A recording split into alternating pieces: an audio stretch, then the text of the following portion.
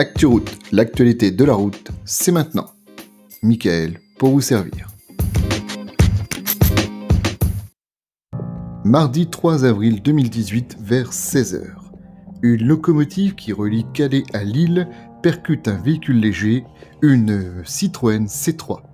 Nous sommes sur le passage à niveau numéro 82 qui se situe sur une route départementale qui est à Coulogne, exactement dans le nord donc. Alors, que s'est-il passé ce jour-là ? Un drame ? Un accident de la route classique ?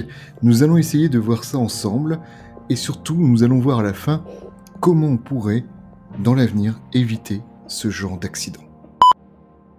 Parlons d'abord du bilan humain et matériel. Cette collision a occasionné donc le décès de 2 personnes, une conductrice et son passager, qui étaient donc à l'avant du véhicule. Le conducteur de la locomotive, lui, a été projeté dans la cabine au moment du choc, mais n'a été que légèrement blessé.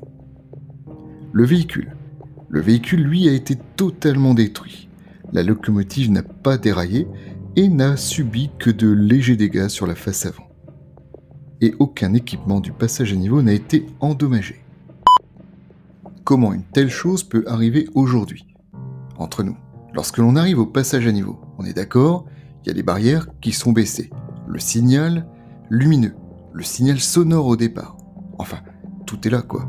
Donc voyons la suite.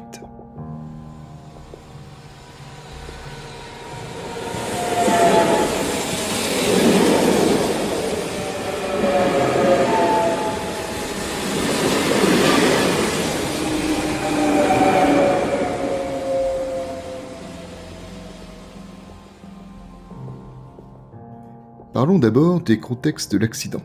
Les conditions météorologiques. D'après le relevé de la station météorologique de Boulogne-sur-Mer, qui est donc la plus proche du lieu de l'accident, eh bien donc il y a une température qui approche donc les 15 degrés, on est au mois d'avril, le ciel est couvert et il ne pleut pas. Donc au moment de l'accident, en tout cas, la chaussée est bien sèche. Alors parlons de la ligne ferroviaire. Donc l'accident s'est produit sur un passage à niveau de la ligne ferroviaire qui relie donc la gare de Lille à celle des Fontinettes près de Calais. Voilà. C'est une ligne à double voie électrifiée, vitesse maximale 140 km/h. Et donc la collision s'est produite sur un passage à niveau situé sur la commune de Coulogne, distante d'à peu près 4 km de la gare des Fontinettes. Voilà, en gros la ligne ferroviaire est entretenue correctement, il n'y a aucun souci à ce niveau-là. Alors, qu'est-ce qui s'est passé ? Attardons-nous sur la route départementale, donc la route départementale 247. Donc cette route départementale permet de rejoindre le centre de Coulogne, à partir donc du nord de la commune, de poursuivre vers le sud jusqu'au hameau de l'Écluse. Voilà, route qui longe le canal de Calais à Guinness. Rien à dire, c'est une départementale classique de 6 mètres de largeur avec un passage à niveau donc qui est sur cette route tout simplement. Pour le moment, on peut constater que la ligne ferroviaire est correctement entretenue, il n'y a pas de problème. La départementale, une départementale classique comme on en connaît tous, en ligne droite en plus avec le passage à niveau devant nous quoi. Donc qu'est-ce qui s'est vraiment passé ? Ça y est, je commence à comprendre ce qui s'est passé.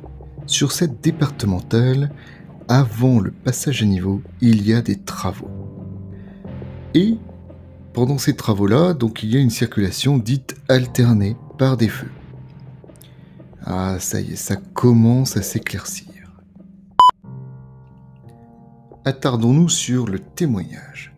Témoignage important, les voitures qui était derrière la voiture C3 accidentée.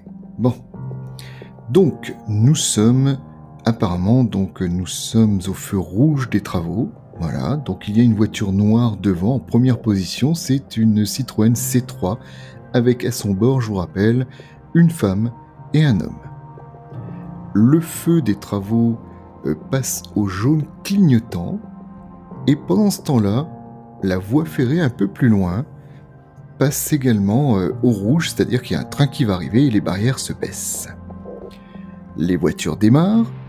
La première voiture, donc la Citroën C3 de couleur noire, arrive au passage à niveau qui a donc maintenant les barrières abaissées.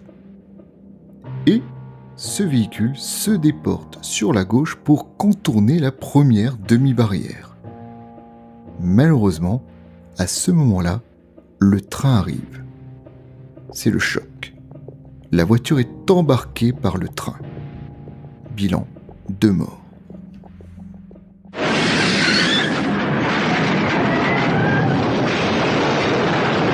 Le témoignage du conducteur de la locomotive. Donc, il est à bord de la locomotive, il voit les barrières se baisser environ 400 mètres avant, voilà. Elles sont bien en position basse. Une fois qu'il arrive à l'abord donc, du passage à niveau, c'est là qu'il voit une voiture sur sa gauche, la Citroën C3, qui s'engage pile poil devant lui.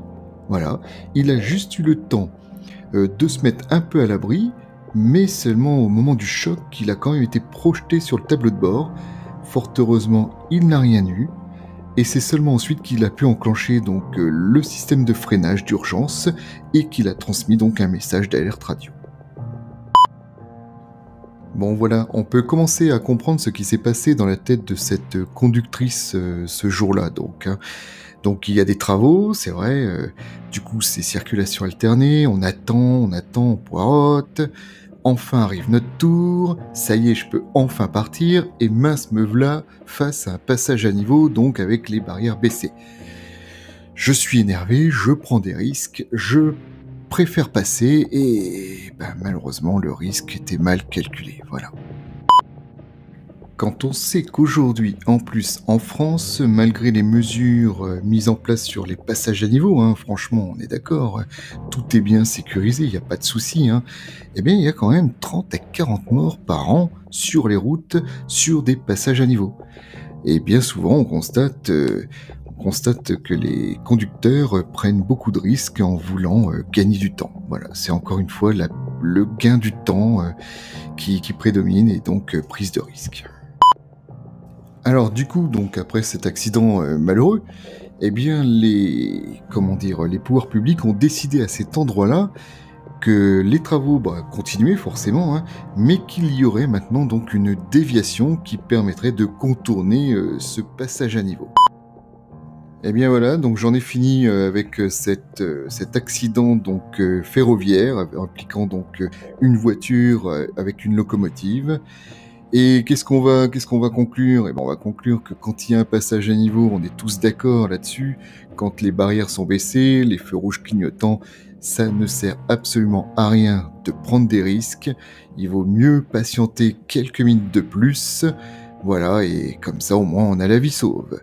Allez, sur ce, je vous laisse. Merci, à ciao!